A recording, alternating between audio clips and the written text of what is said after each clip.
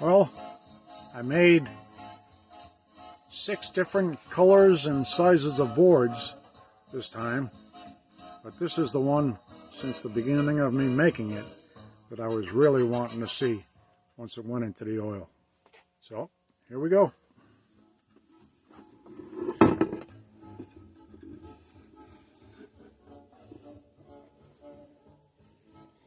I know it's going to pop. This one here is Canary wood and Redheart.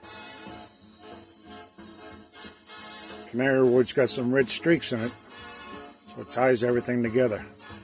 Yeah, that'll be beautiful. Alright, that's it for now. Back to work.